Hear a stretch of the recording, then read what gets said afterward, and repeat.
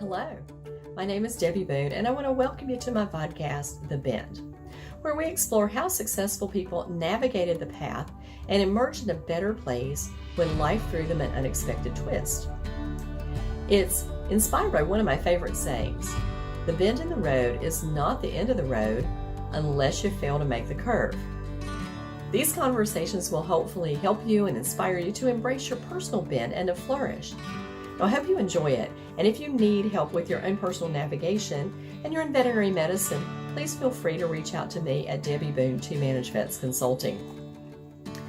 Enjoy the bend and be inspired by our wonderful guest. Welcome. Hello, everyone, and welcome to today's episode of The Bend. My name is Debbie Boone, and I am your host, and today I have a guest, and you might recognize his partner, Nicole Clausen, because Nicole has been on our podcast before. But Emmitt Nantz, MBA, is the co-founder of Inventory Ally. He is an expert in optimizing veterinary hospital operations, making them run smoother and more profitably, which is the goal we should all set. He spent nearly 2 decades in the veterinary field, so I've got him beat ×2. But he started out as a hospital manager, then moved to leadership roles at SmartFlow, IDEX, Galaxy Vet. And along the way, he's done MBA, got a black belt in Six Sigma, which is always fascinating. We're going to have to talk about that, Emmett. And project management certification. He co-founded Inventory Ally with Nicole. And honestly, I have had a demonstration on Inventory Ally. I am an advocate and definitely sold on it because as a former manager for 23 years, inventory was the bane of my existence.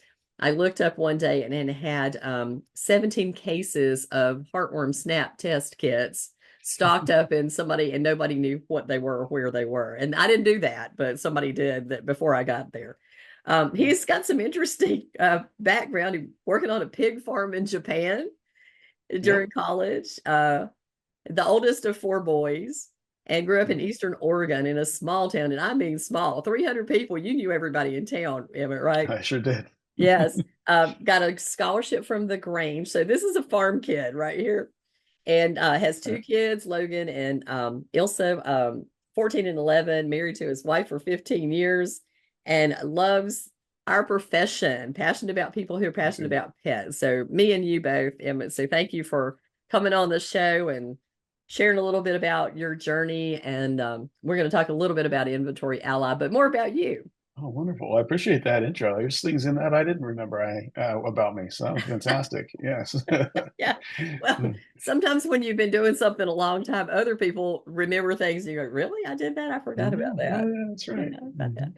But obviously growing up in farmland, apparently, if you were involved with the Grange, tell us how you got started in vet med and moved from pig farming. Yeah. Japanese. Well, I kind of happened into it. Japanese pig. Well, that was an externship while I was in college. I was getting my agriculture business degree, my undergraduate degree, and at Eastern Oregon University, near where I grew up. But yeah, I grew up farming. 4-H, FFA was a huge piece of my leadership development when I was young. Did that through college and such. I moved from Eastern Oregon, like a lot of folks do. They moved to the city, so I moved to Portland for a while and did a couple small entrepreneurial things there in fresh vegetables. But that didn't quite work out, and I was actually doing my executive MBA at that point while I was doing that startup, and that's where I met a name a lot of folks might recognize as Carrie Marshall. Yes. Dr. Carrie Marshall, early participant in Banfield. She was in my MBA course, and she said, "Hey, you should check out Banfield." And so I did. I started managing a hospital, did well, and then worked into the headquarters, which is located here. Yeah. And did that for over a decade. Yeah, I think people forget that Banfield was definitely a West Coast, Seattle area startup many, many, many years ago. So tell us how you moved into kind of the digital world, because you really, this is the space that you live in a lot. It is. Well, I spent a decade at Banfield, and what I found is kind of my forte was operational improvement. I liked data, I liked dashboards, but I liked process improvement. So you mentioned the Six Sigma component. That's all about process improvement through data, insights, and such. And I found a bit of a niche there at Banfield being large enough that you can have a lot of a large population, if you will, when you're looking at statistical data. Hmm. And so I could, and luckily had the freedom to kind of play with ideas, measure results. But over the course of that time, I did some very large process improvement projects that I rolled through the entire network and saw some really good results. And I really liked doing that. Hmm. So I carried that through. I went into, when I left Banfield, it was to join a company called SmartFlow, which was a startup, Yep, I remember digital when Ivan patient started flow. that. Yes. Yep. Yep. It was an amazing product. It was complementary to some things I was already trying to do at Banfield and really liked it. So I took a role there, and that led us to IDEX, and Because IDEX the bought story continues. SmartFlow, That's right. and then IDEX ditched SmartFlow, which like, why would you buy to get rid of it? Because I did like it. I remember very well when Ivan was a member of Vet Partners and he introduced a SmartFlow, Mhm. and I thought, oh, this is really, really good because I managed a mixed animal emergency general practice, everything hospital, and keeping track of all the moving parts is very difficult. And the Very hard. treatments and animals moving from the kennel area over into the treatment room and back the other direction, and who's done Right. what in the middle of the night. And the very fact that you had one place to go and find out the status of that animal, who had given it its medications, when it was due the next thing, That's right. I thought was just really a brilliant tool. And now we look at that and go, well, yeah, everybody can do that now. Well, nobody could do it at that point in time. And it Nobody just laid the could. groundwork for, I think, a lot of the hymns that are in the market today to be able to do, Yep. what they're doing now to improve our just the communication between areas of the hospital, for one thing. Yeah, One of yeah. the things You've that got you, communication, patient tracking, and yeah, you've also got like making sure that charges aren't missed and medications exactly. are administered and Yes. lots of good stuff there. Yeah, exactly. One of the things that you did say about Banfield, and one of the things I think I will have to say that I appreciate about Banfield is their willingness to share large data sets with our world, because they really do have that opportunity to dig deep into who's doing what. And one of the Yep. things I have always liked to look at is like the top 10 services that people are requesting. And they never really changed that much if you look at them and you've been doing it a Sure. long time, but still it's good to have that confirmation. And as a trainer, I looked at those things and said, these are the things that we really need to teach our people how to talk about, because these are the things that every day, all day long, we are having discussions about. So a shout out to Banfield to thank you for sharing data points with us. And they do have a lot of good information that they're pretty generous in sharing with Yeah. Well, it's a veterinary good profession. representation of market Hmm. demand, market needs. Their state of pet health can be a Hmm. great kind of insight as to what's going on. Because Hmm. I mean, when you look at it, they have a large population of hospitals and therefore patient visits. Hmm. So while you can like and dislike certain components of what they do, there is a large data set for Yes. sure that Yeah. people can learn from and use. Yeah. And a standardized data set, because that's the That's right. other part of that little is the asterisk is it's standardized and they all know Yes. all the codes are the same. And we can't say that about almost anything else in veterinary medicine, that That's there's a right. standardized set of codes for anything. I That's know right. Martin Trav Warner's a longtime friend, and I used to talk to Mhm. him about the data mapping that they had to do every time they went to try to do benchmarking inside of a practice, because everybody called something of a distemper vaccine had 500 different Yep. codes for 500 different. And of course, you're probably seeing some of this That's stuff right. with inventory ally. You're working in that. Yes. Yeah. We're actually trying to help standardize some of that stuff because when part of what we do in inventory is we map your transactional data from the PIMS to your order data, which is far more standardized. And Hmm. so through that, we can actually start to standardize some visibility without forcing standardization within the PIMS, Yes. which is pretty cool. Yes. Which is, well, yes. And we desperately need it because we need the information. I know Yeah. sometimes small practitioners probably don't look outside of the world to see, what everybody else is doing, but I ran multiple practices for most of my career, and I was very interested in what those benchmarks were and if we were Yeah. doing what we were supposed to be doing. Um, and I think I really got my consulting job, starting my consulting job with Novartis, when we were able to go and do some data mining through Vet Matrix or Vet Yeah. Metrics and find out we had an 87% compliance on vaccines, heart Mhm. preventatives, things like that. And people were like, really? Yeah, yeah. And it was unusual. And I Yeah. didn't think it was unusual. I mean, we were like, this isn't good enough for us, but I Right. didn't realize that the average was somewhere lower than 50% on Right. those things. And it's a great realization. I had a conversation with a hospital, one of our customers, a couple of weeks ago, just helping them review their P&L. Hmm. And it's example of what you're saying. Like they were comparing themselves to themselves year over year, Yes. going, well, this it looks like we're getting better. But Yeah. then when you can set it against benchmarks and identify service mix versus sales Hmm. mix of service and Hmm. goods, product margin visibility, those types of things, that it's a whole different It, lens it on really is. opportunity. It is, and the things that I look at, as a consultant looking at, and you probably look at this too, is you go into the PIMS and you look at service distribution and where that income is coming from. And it really worries me when 20 to 25% of that income is coming from drugs. Mm-hmm. And because that's one foot on the banana peel, because you can get that That's right. chewy human pharmacies. I mean, Walgreens is pushing it, Walmart is pushing it, and they can't be a veterinarian. And so we really, I go back because I have been doing this 40 years, Mm-hmm. looking at where we started, and it was a service-based income Right. stream. And the Yep. the Adams flea spray was the ancillary things that you have, and the shampoo and the food was just kind of an ancillary add-on thing that maybe you sold some of it. So I really don't want to see anybody that heavy in Right. inventory sales because it's risky. It is very It risky. is. Very Yeah, risky. and to your point, there's been quite a shift towards dependency on those, Hmm. but then as product costs go up and customer willingness to pay on certain things Hmm.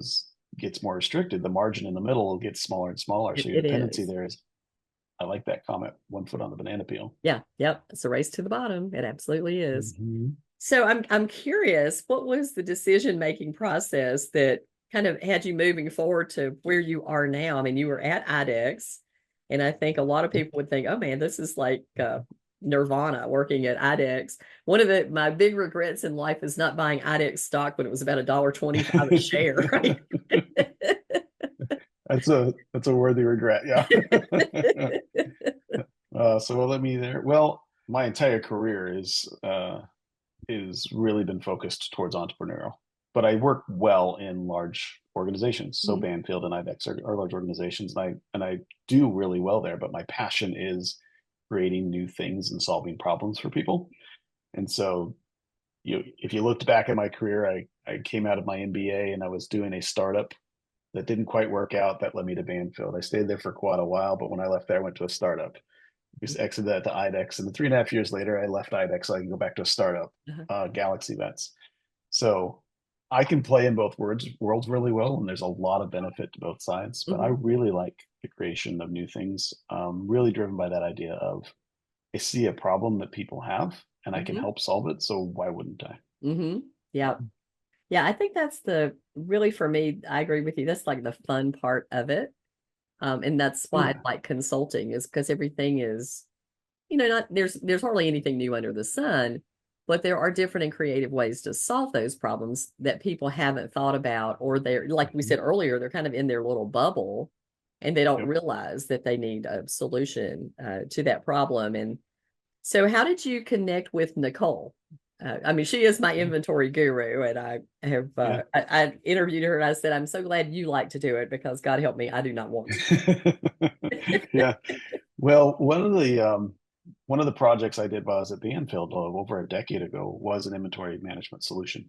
I partnered with MWI and brought that throughout the Banfield network, and really liked the results we saw not only financially, but it just made things more predictable. And I always held on to that, and liked it. And then as I was at Galaxy Vets, part of what I was recognizing in the consolidator impact on this industry.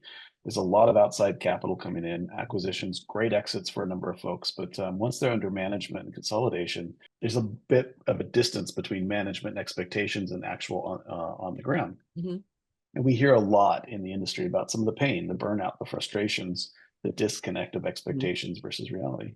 So I was able to reflect on kind of what I was able to do before and look at it and go, there's an opportunity here to, I see so much waste in cogs, Mhm. but it's very difficult. There's no expertise. There's no real capacity to really leverage cogs. Mhm. But if we did, we can put more money back into the hospital, back into the team. We can elevate the industry. We can elevate the Mhm. profession. So I knew there was a solution there, and it's a solution that even these aggregated enterprise groups could put in place that would serve the people in the hospital and the patients, yet deliver better returns as well. So I knew there was an opportunity, and I wanted to build that. So I connected with Nicole, recognized as the inventory expert in the space. She's got great training, insights, consultation, and so partnering with her to understand what to build, how to deliver it, in a way that fits the marketplace Mhm. versus an owned organization. Mhm. So great partnership there to be able to bring knowledge, education, and software Mhm. together for a great solution. Mhm. Yeah. Yeah, there was, and I don't know if you saw this thread the other day, but Rachel Lemke, who is my lab Mm-hmm. guru, had put a post on there about listening to someone's podcast and said, well, if we want to pay people more, then the price has to go up. And there were many Yeah, comments that says not necessarily. That's the easy cheat way to do it if you don't want to think outside the box and create an right. actual strategy. But what you've said here with cost of goods and what I mentioned earlier, if you have $35,000 worth of snap kits sitting in your shelving, Right. and the other thing I found was 22,000 SMZ tablets underneath the computer workstation that no one knew were there, then that's just money sitting there doing no work for you. That's right. And you could have put that money into your team, or you could have put it into training, or you could have put it into improving the business in other ways. So let's talk a little bit about that, because I feel like this is a lesson we need to teach about how to streamline your cost of goods in a Yeah. practice. No, I appreciate that. And I did see Rachel's post. I was one of the comments on there. I was Yeah. really appreciating that she's highlighting that there's more opportunity than just price, because a lot of folks are recognizing price increase has got a ceiling to it, and Hmm. we might be pushing that ceiling. So they get more creative. So within cost of goods sold, you're right. There's a couple of things that I'd recommend. You were talking about cost of carry, which is how much inventory is in the hospital. And I'll start with kind of there's a lot of excess. One of Hmm. the things we do at Inventory Ally, we recognize 30 to 40% of the inventory in the hospital can be removed, just put in a higher cycle. That's cost of capital, or it's money you could put to better use Hmm. versus sitting on the shelf. Hmm. But part of what that means too is there's excess on the shelf. And the reason there's excess is if we kind of generalize the industry, but we have technicians and CSRs and practice managers managing inventory. It's not their expertise, it's not their forte. The primary objective is don't run out. Hmm. So what that means is there's a lot of reactive ordering, right? Oh crap, we're running low, Yep. let's get this Yep. in. So there's ordering a lot of days, but then it's better to have too much than not enough so you don't run out. Well, that stacks up the inventory on the shelf, but that actually turns into a lot of waste that you don't see. The hospitals we partner with, when we pull that 30 to 40% off the shelf, we actually see about a 2 to 4 point reduction in cost of goods sold. And that's just waste capture. Mhm. So we also save them I'm a lot of curious time if because they should do other things. when you're pulling that stuff off the shelf, how much expired goods or close to Right. expiration do you see when you're just really going through this stuff? Yeah. There's a lot of it is expiration. Some of it is with there's certain products that are at high risk when you have a lot sitting on the shelf with easy access. Hmm.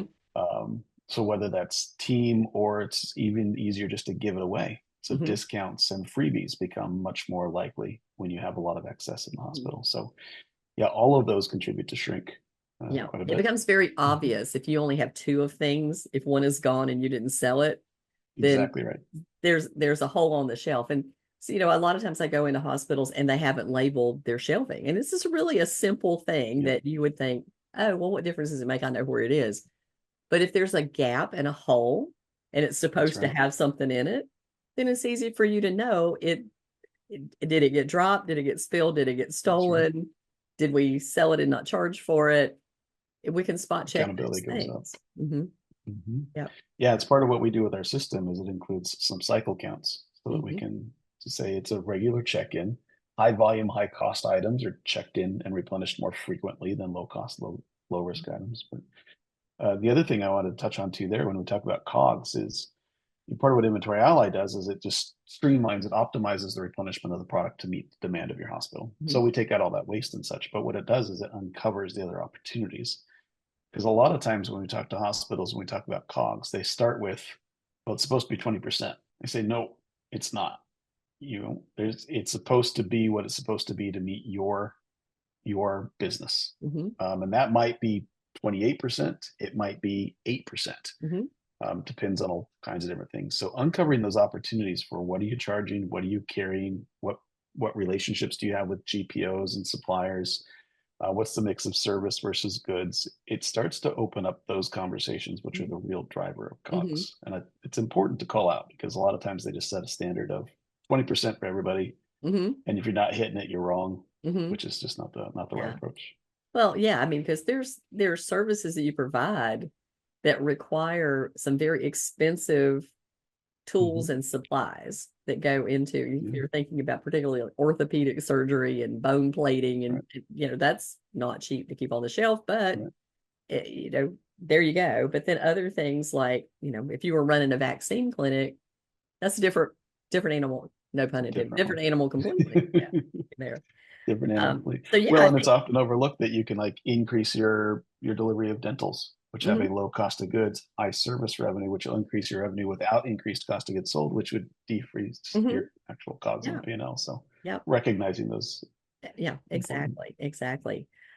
So just briefly, because we've talked all the way around it, let's talk a little bit about how Inventory Ally works, because one of the things that when you gave me this demonstration, I was particularly excited about, because I've taught inventory class for many years and certainly have helped my clients understand their inventory and getting rid of the D products off the shelf that should go to Yep. online pharmacy.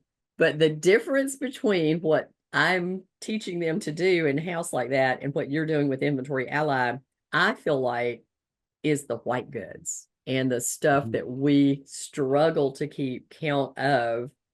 Yep. And you are doing it from not inside the hospital. You're doing it from shipping and delivery side and looking at the invoice that you got from Patterson and saying, this is how many 4x4s you use in an X Yep. amount period of time. So I've not done a good job explaining it, but talking a little bit about It's okay. about how you're finding this data. Yeah, it can certainly be a foreign concept because there's the general idea that you use the PIMS to manage inventory, Mhm. but that's kind of rooted in a fallacy of accuracy, which we all can recognize is not accurate. We work really hard to try to make it accurate in PIMS. And the reason for that is we'll receive inventory into the PIMS, which excludes the white goods, like you talked about, which we'll come back to. But it's trying to deduct it based on the transactions. Mhm. And we're not retail. We don't buy it and sell it, replace it. Right. Yeah. There's so much complexity in consumption and Yes. delivery of services Yes. and whatnot. So it's often inaccurate. So the thing that makes Inventory Ally unique is that instead of starting with PIMS data, we start with your order data.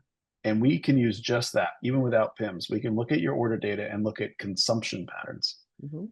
Because with consumption patterns, we know how much you had, how much you ordered, and how much you have left. So we see total consumption. And then we're going to optimize to replenish that consumption to make sure you have enough and not too much. Mhm. That's the basis of what we do Mhm. because from that we can help achieve those outcomes that we talked about with cost of carry and cost of goods sold. Mhm. But then we layer the PIMS data on top of that to accelerate our ability to respond to changes in that demand, Mhm. and then start to provide insights to margin and shrink and those types of things. I guess if I summed up the key differentiator of Inventory Ally to what people are used to is we're not trying to say you have exactly this. We're trying to say you have about this and it's within the range of normal. So you have enough, but not too much. Mhm. Get back to work taking care of patients. Mhm. That's the main thing. Yeah, you're not going to run So out and you've not got $50,000 sitting on the shelf just sitting there, not working for you. that's right. When That's I right. used to train inventory classes, I said, I want you to think about all this stuff sitting on your shelf, and it is a worker. And if it Mm-hmm. just sits there forever, you're paying its salary and it's doing no work. But Right. if it's constantly moving off the shelf at an appropriate rate, then it is working appropriately for you and you're actually getting some return on Great investment analogy. there. So you can't just, I mean, there are Great some things you've analogy. got to have. And that, I always use activated charcoal because you got to have it when you got to have it. But it's not that you don't need 10 unless you're emergency and maybe you do. So that going back That's right. to what do you need for the What workload do you that you need? have? But yeah, I love this. And as the person who used to pay the bills in my office, Hmm. I really work to have us order only once a week. And this is a 5 doctor practice, but there are practices that order 5 times a day. And Yep. somebody, oh gosh, we're out of this and pick up the phone.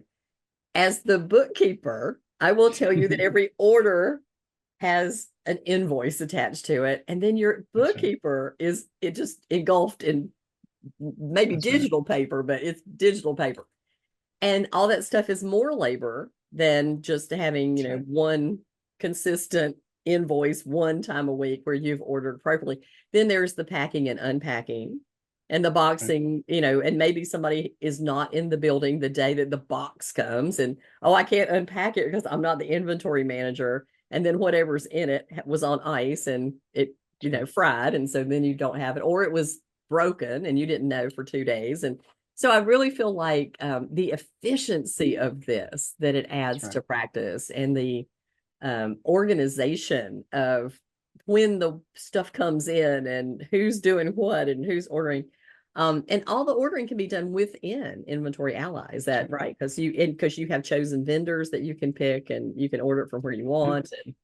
And Order I know from where you you're want to you're orders. Yep. expanding those capabilities too. It's going to get even Hmm. more. It's going to get even better. Yeah, we're working very, very hard. Our primary mission is we want to automate the stuff that is repetitive, and that Hmm. allows the inventory and practice manager to elevate their game, right? Versus part of what you were just talking to, we refer to it as reactive ordering, and Hmm. I talked about it a minute ago. Like they do that throughout the week because they're like, I need this, I need this, I need Yes.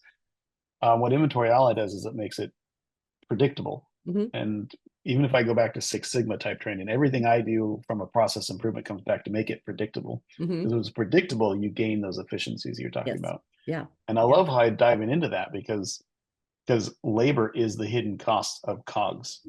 It's not Yes. counted in cogs, but it's the inefficiency is labor waste. Yes. And it's twofold because not only taking the time to do something could be automated, but they're not doing something that could be generating revenue, Yes. patient and client care. So Yes. it's just this compounding effect that you can't see. So it's Yes. really important Yeah. Yeah.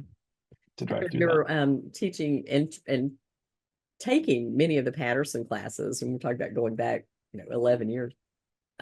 We used to say add 30% to the cost of a drug for Yep. the handling part of it because you've got to go and count the inventory. You've got to call and order it or type in and order it. Then it comes in, and then you've got to manage it and put it into the PIMS and get it on the Mhm. shelf. And then, you're going to bottle it or whatever. And so all that stuff is Right. involved in more than just what it costs. There is Right. labor involved in things. And people rarely think about that because they were, oh, well, I'm paying these people anyway. Yeah, but you could be paying them to do something that generates revenue and rather than just Generates sitting here revenue. counting pills on the shelf and That's and right. or Yeah, the running or trade-offs are not talking with. obvious. Yeah. And that represents itself quite a bit when you have conversations around competing with Chewy, for Yeah. example. Oh yeah. But there's convenience and there's additional cost associated with having it in your hospital. Hmm. Competing with Chewy is not really the right way to approach that. No. You talked earlier about certain things should go online, but those things that are convenient and you need, they should be charged Yeah. appropriately. Yeah. And convenience fee is a portion of that. It absolutely, absolutely. And I don't really feel like, and of course the consumer has changed a great deal over the last 10 years. They've certainly price shop us more. Chewy has spent years telling us how expensive Yeah, veterinarians are and how inexpensive they are, um, and now they want to play nice with us. So I have a few words to think about that, but but anyway, when you have your foot on that banana peel we talked about earlier, that makes uh-huh, you at risk for those types of things exactly and the right. impact there. But Um, they cannot replace service. no, So they cannot. They cannot, which is why I talk about it so much in my line of that's work. right. That's It right. is about service and the convenience factor that you said, I want my animal well now. I don't want to wait 2 days to have medication That's right. shipped to me from somebody who might save me $1. I want it now. I want them well now. And That's I right. feel like we need to, be reasonable and not 10 times more than on online pharmacy, but certainly Right. people will pay a little bit more for convenience, and we know that, you know. I'm just Well, and planning. the relationship. Yeah. Oh, yeah. It's yeah, There's and you've that got to build trust of lifetime value, trust. That's of right. trust. Yeah. Well, I mean, I'm planning a trip to Disney. I'm going to VMX and I'm going to do a couple of speaking things there. But I'm going to go to one of the theme parks. First time in 35 years. But my niece is, Oh, I so know excited. it's going to be really different. But my niece is a Disney travel agent. She is immersed in Disney, knows everything. Well, Wow. if you don't want to wait in line, you can pay an extra $130 to always go to the front of the line. And so Disney knows that there is a customer that will pay another $130 for convenience.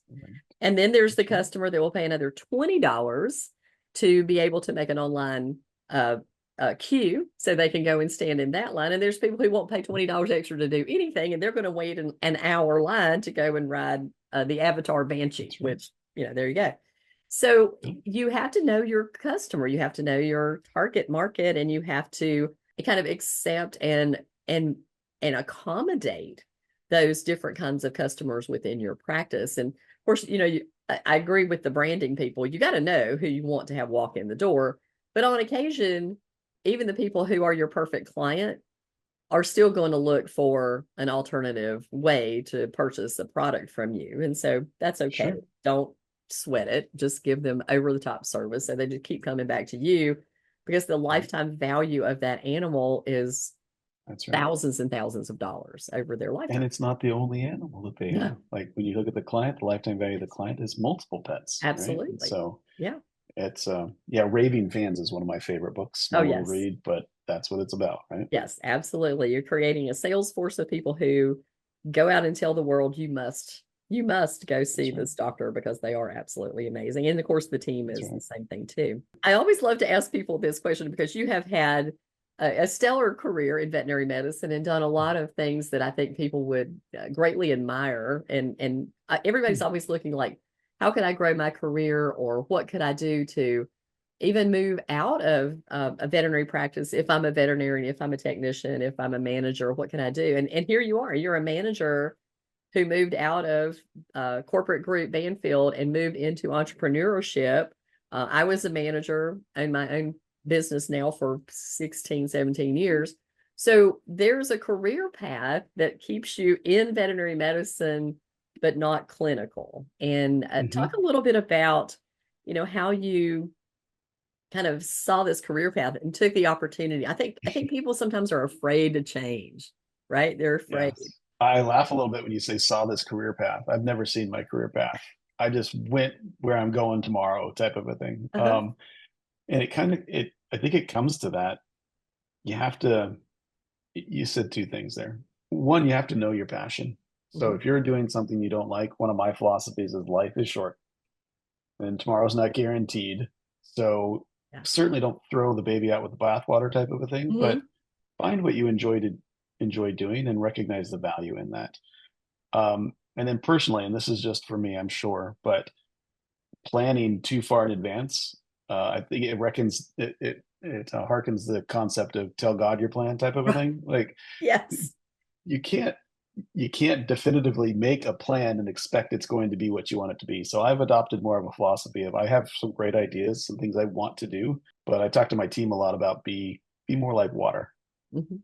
right? Don't be the boulder, be the Yeah. water and find the path. But we have a mission. We know what we're trying to achieve and we use customer feedback to Mhm. understand what they need and how can we build it, enable it. And that fuels me, whether I'm at Banfield or SmartFlow or IDEX or Galaxy Vets or here, I know that I'm contributing. I have a personal mission to make the veterinary industry better personally. Mhm. So how do I do that? I act more like water and Yeah. try to bring my skill and experience to Yeah. the table and see where it takes me. Go with the flow, right? Go find Go the with the flow or be flow. the flow. That's Excuse me. right. Yeah, I Don't I be afraid though. That's one of the key pieces. yeah, Don't be I afraid to take a really chance on yourself. take a chance. That's just it. I feel like I listen to so many groups and the technician groups, and they'll get on there and they're venting about the place that they work. And I'm like, but there's so many places that are awesome that you could go to, or there's so many Right. things that you could do if you were interested and willing, excuse me. I think about one of my former guests is Serena Pileski, and Serena is a veterinary technician, a licensed technician who started her own technician in-home care service. And then she teaches other technicians how to do that because it's a need that people have. And, I can remember working in practice, and you probably remember this too. We would have people who would come by every single day for IV fluids or Mhm. sub-Q fluids because they just didn't want to Yeah, stick their cat, right? They just didn't want to do that's right. it, even though we could teach them how. This is an opportunity for technicians to go and do that kind of stuff.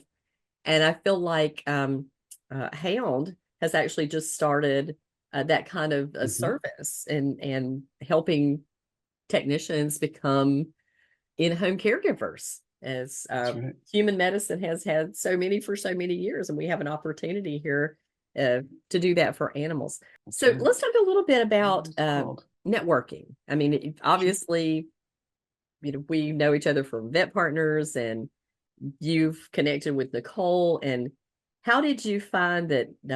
And of course, Ivan, we both know Ivan. How did you find Mhm. that networking helped you kind of move through all these different career moves and Yeah. entrepreneurship?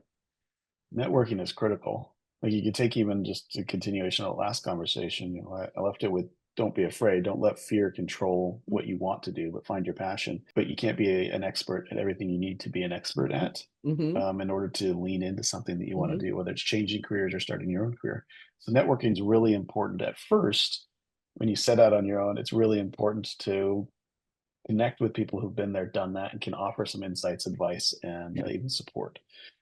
To grow, the network becomes really important. But honestly, if I'm honest about it, I'm not a great networker.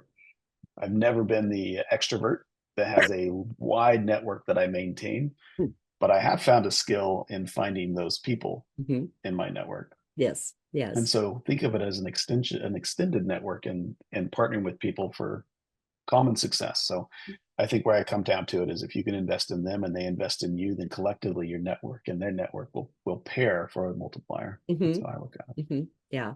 Yeah. I feel like a lot of people think it's this kind of used car salesman, glad handing, um, what can I get you to do for me kind of thing. But I kind of love matchmaking and putting people together that I feel would have mutual benefit. For me, Yeah. that's fun. And I have to say it has done well for me in my career over my life. I have a genuine interest in people. I'm one of those strange Right. animal people who likes humans just as well as the four-legged ones. So it's it's done amazing things for me in my network, and I've met absolutely incredible people that I am so glad that I know because I Yes. admire Well, them there's so a much. commonality to what we're trying to do, Hmm. who we're trying to serve. Um, and I mean, when I see your face light up, just when you talk about like connecting people, Yeah. that's the value in it, right? It's Oh not yeah. monetary, it's not anything else. It's that you created something that wasn't there before that's Yes. valuable to those people and to yourself. Yes. So it's fun Absolutely. to do that. Absolutely. Yeah. So Emmett, let's talk about career advice. I mean, obviously we talked a little bit about not being afraid, but you've gotten your MBA, you went, and did Six Sigma, you've got some other certifications. Would you tell people that they needed to do that before they took a leap? No, no, I don't think so. This, personally, Yeah. I went and got those degrees. Um, some of it's about having a piece of paper that said I did it. A lot of it is just so that I can actually learn the things that will empower me and enable me to do what I want to do in life. Mhm. Um, so I found that I like statistics, but honestly, I failed statistics the first time I took it, and I aced it the second time because, like, oh, this is really cool, right? Uh-huh. Um, Similar with economics, I didn't do great the first time, and I took a couple additional courses, really enjoyed that, and found that path. I don't think it's required. Mhm. What's most important is that I think you take chances, explore different ideas, especially when you're younger, to find what you like and then invest in that Mhm. to enable yourself in that. So and when it comes to career advice, that's very, very personal to Mhm. what, some people, I'd say fear, but some people are really comfortable. They want the check, the security, Yeah. working for a group, working for a business, and others want to pursue risky opportunities or leave their mark on the world. Mhm. Everybody's got their own path. So Mhm. how they get there Yeah. As long as it's not driven and motivated by a fear of the unknown, that's the Right. thing I would push. Yeah. Don't be Yeah. afraid. Or harm to others. I think that would be the other That's thing right. too, is just, you gotta, as I said earlier in the game, you gotta look yourself in the face and say the Absolutely. decisions that I made today were helpful to other people and did no harm. As far as I can tell, they did no harm to anybody, and they were certainly not intentional to set out to do harm to anybody. In fact, to do good. And then I think you have a much happier life. Looking back on it, and somebody thanked me the other day for the work that I had done in veterinary medicine. And I went, but I loved every minute of it. There was a That's right. selfishness to it because I really, really love it. So Right. it kind of worked out for me because like you said, find something you're passionate about and then enjoy doing that. And I That's right. am a little concerned that we talk about the negative things in veterinary medicine uh, to the detriment of our own mental health. And Mhm. that seems, counterintuitive that we're talking about mental health, but you can become suggested, negatively suggested. I guess I could say it that way. By starting to look and say, well, I should be. I remember a veterinary coming on one of the LinkedIn discussions, and she said, "I really love what I do. Is there something wrong with me?" Because Mm. apparently I'm supposed to be miserable and I'm not. I really like what I'm That's right. doing.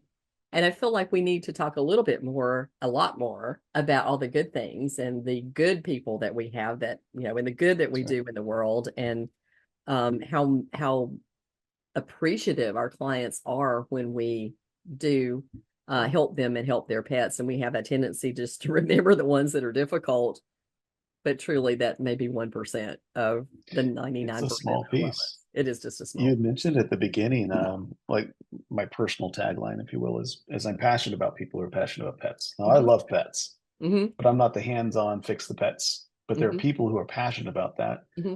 And I phrase it that way because I think, to your point, they're probably 95, 99% of the population. They're Hmm. in this for a reason. They're passionate about it. And my goal is to enable them to live that passion and Hmm. forego some of the burdens that come with trying to live that passion. Hmm. And so, Yeah, it yeah, doesn't have we to be should all as love what we hard do. as we make it sometimes. It really doesn't have, we make it harder than it really has to be. And That's I right. remember just personally, I managed my first practice for 19 years and the second one for 3.5 before I started consulting. And when I got out in the world and I started consulting with other hospitals, I kind of looked at the stuff that they were doing. I was like, why are Mm-hmm. you doing it this way? Why This do is that? really hard. This is not Yes, necessary to do it this way. yes, You really can go to lunch. You just have to have a plan and a strategy to do that's right. that. And what, oh, well, Yeah, I have to, people are knocking on my door like, there's a strategy to say no too. There's a graceful way to say no that doesn't that's sound right. bad, that you can say no to people. Mm-hmm. So I do try to teach people to say a graceful no, that you can't do everything. You have to be able to turn some things down and still walk away friends.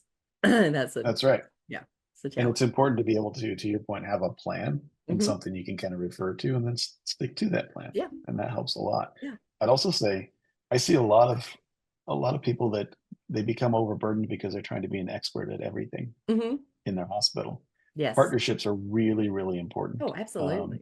Be willing to invest in partnerships to accelerate your business success, but also Hmm. your life success. Oh, Mm-hmm. absolutely. Yeah, you are the sum of the people you surround yourself with. That's right. And That's right. somebody said the other day, have your personal board of directors.